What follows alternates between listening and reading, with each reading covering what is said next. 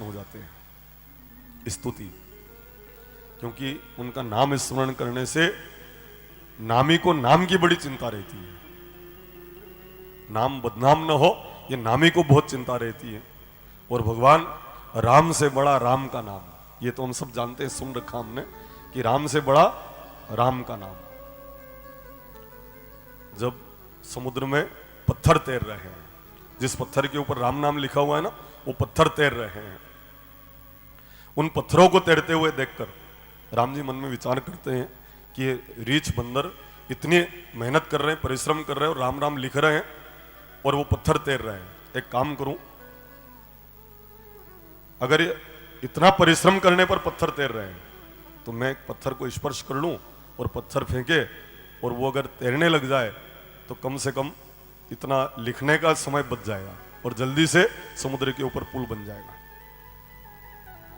तो भगवान राम जी ने सोचा कि एक काम करूं, मैं प्रैक्टिकल करके देख लूं, एक पत्थर फेंक कर देख लूं, वो अगर तैर जाए तो अपने को प्रस्ताव रखना, और नहीं तैरे तो ऐसा प्रस्ताव अपने को रखना ही नहीं। राम जी उठे, एक तरफ गए और जैसे ही पत्थर फेंका उठाकर पत्थर डूब गया। राम जी ने सोचा अलग वैरायटी का होगा इसलिए डूब गया है। उधर फिर गए, जहां से पत्थर रीछ और बानर फेंक रहे हैं वहीं गए, वहीं से एक पत्थर उठाया और लाकर जैसे उसको देखा, फेंका, वो पत्थर भी डूब गया। एक और पत्थर फेंका, वो भी डूब गया। 3 पत्थर फेंके और 3 ही डूब गए। राम जी ने सोचा प्रस्ताव रखना नहीं, जैसे तैसे समुद्र के ऊपर पुल बन ही जाएगा।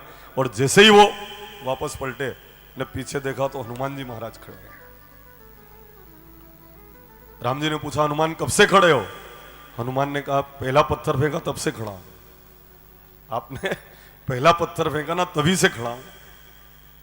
राम जी कहते हैं हनुमान किसी से कहना मत कि मैंने फेंका, वो पत्थर डूब गए, नहीं तो लोगों का विश्वास मेरे से हट जाएगा। किसी को कहना मत हो। हनुमान जी ने कहा कि मैं ढूंढी पिटवाऊंगा इस बात की, संसार में इस बात का बहुत प्रचार करूंगा। राम जी कहते हैं हनुमान क्या बोल रहे हो तुम, इसका प्रचार करोगे? हनुमान जी ने कहा बिल्कुल करूंगा। ऐसा क्यों करोगे हनुमान तुम? तो हनुमान जी ने कहा अपने स्वामी को सेवक क्या समझाएगा, पार होगा वही जिसको पकड़ेंगे आप, जिसको फेंकेंगे पल भर में डूब जाएगा। जिसके ऊपर आपका राम नाम लिख दिया गया उस पत्थर को तो तैरना निश्चित है, पर जिसको आपने फेंक दिया उसका डूबना भी निश्चित है। समुद्र की क्या बिसात की फिर उसको तैरा दे, जिसको आप फेंक दे उसका डूबना निश्चित है, पर जिसके ऊपर आपका नाम लिख दिया जाए उसका तैरना भी निश्चित है। मैं आग्रह करता हूं कि आप जरूर उनका स्मरण किया करें, क्योंकि नामी को नाम की बहुत चिंता रहती है। यहां तक कि कभी कभी रावण भी भगवान राम का नाम लेता है।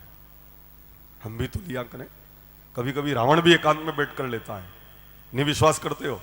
लिया एक बार उसने। एक घटना में ऐसा आभास होता है, अनुभूत होता है, अनुभव होता है कि जब राम के नाम से पत्थर तैर रहे हैं तो रावण के अनुयायियों ने कहा हम युद्ध नहीं लड़ेंगे, जिस राम के नाम से पत्थर तैर जाते हैं उससे लड़ेंगे तो राक्षस जाति का अस्तित्व खतरे में। रावण ने कहा पत्थर तैराना कोई बड़ी बात नहीं, मेरे नाम से भी पत्थर तैरते हैं, तो बता दो एक पत्थर तैरा कर। एक पत्थर के ऊपर लिखा रावण, और वो पत्थर रावण ने उठाया, अपने मुंह के पास लाया और कहा फेंक दो इस पत्थर को। जैसे फेंका तो पत्थर तैरने लगा। रावण के समर्थक कहते हैं बराबरी का मुकाबला है, अब हम युद्ध लड़ेंगे, क्योंकि राम के नाम से पत्थर तैर रहे हैं, रावण बाबू जी के नाम से भी पत्थर तैर रहे हैं। रावण घर गया तो मंदोदरी ने पूछा स्वामी आपके नाम से पत्थर कैसे तैर गए? आपका कर्म आसानी है कि भाटा तैर जा?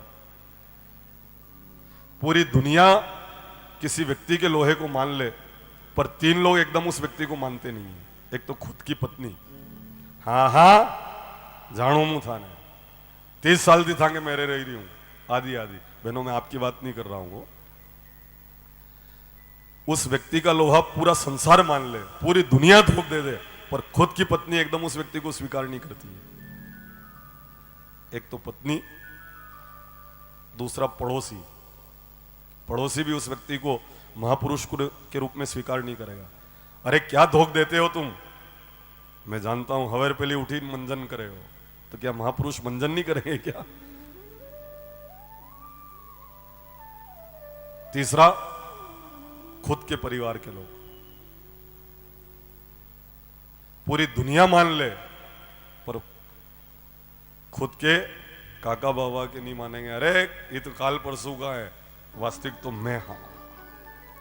एकदम स्वीकार नहीं करते। परिवार, पत्नी और पड़ोसी, ये तीन ही का नाम प से शुरू हो रहा है। वो पत्नी, पड़ोसी और परिवार एकदम से उस रूप में उस व्यक्ति को स्वीकार नहीं करेंगे। तो मंदोदरी कह रहे, स्वामी आपके नाम से पत्थर कैसे तैर गए?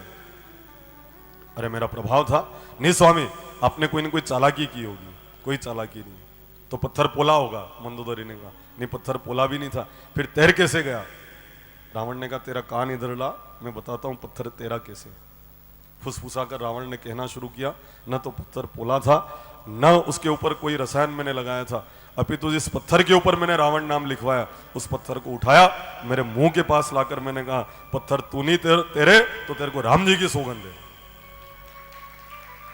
बोलो, ये उसकी चाल थी कि जो नाम से तैर रहा है तो सौगंध से नहीं तैरेगा क्या?